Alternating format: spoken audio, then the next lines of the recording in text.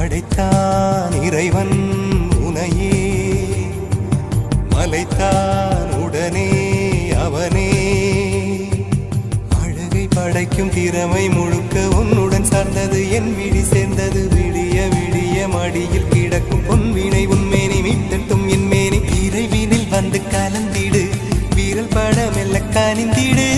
உடல் மட்டும் இங்கு கிடக்குது, உடன் வந்து நீயும் உயிர் கொடு. பல்லவன் சிற்பிகள் அன்று பண்ணிய சிற்பத்தில் ஒன்று, பெண்ணென வந்தது இன்று சிலையே. பல்லவன் சிற்பிகள்